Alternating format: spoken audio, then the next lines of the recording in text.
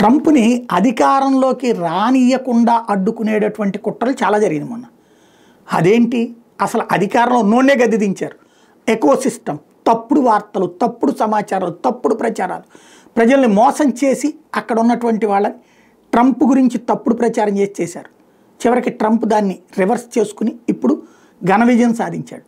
ఇప్పటికీ అక్కడ ఉన్న మీడియా ఏదైతే బైడెన్ ఎకో సిస్టంతో కోట్ల రూపాయల డబ్బులు తీసుకుని అమెరికా ప్రజలతో పాటుగా ప్రపంచ ప్రజలకి మోసం చేసినటువంటి సంస్థలు ఇప్పుడు మళ్ళీ ట్రంప్ మీద పగ పెంచుకున్నాయి. ఎందుకంటే యుఎస్ఐడి కింద వాళ్ళకి ఇచ్చే సాయాలు ఆపేశాడు. దాంతో ట్రంప్ మీద నెగిటివ్ ప్రచారం ప్రారంభించినాయి. అందులో భాగంగా ఏది Trump without evidence accuses Zelensky of being a dictator without elections, echoing rhetoric from Russia.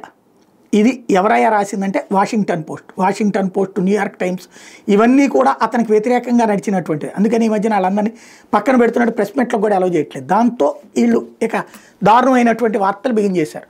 Trump అతని డిక్టేటర్ అంటాం కరెక్ట్ కాదు, ఏ ఆధారాలతో అన్నాడు. ఏ ఆధారాలతో వాడు అసలు యుద్ధం చేశాడు?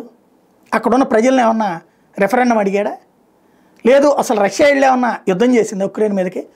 ఇప్పుడు ఆత్మరక్షణ కోసం వెంటనే యుద్ధం చేసే అధికారం ప్రధానమంత్రికి ఉంటుంది, అధ్యక్షుడికి ఉంటుంది. కానీ ఉక్రెయిన్ మీదకి రష్యా యుద్ధానికి వెళ్ళలేదే.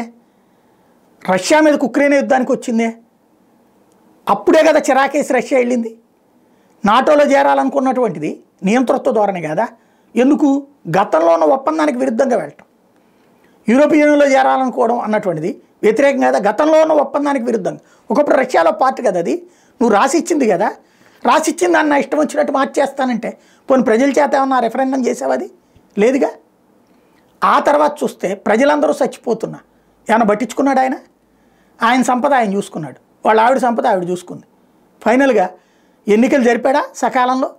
ఎన్నికలే జరపలేదు. కాబట్టి నీ ఎంత అంటారు? అలా అంటం తప్పని వీళ్ళకి అనిపిస్తోంది.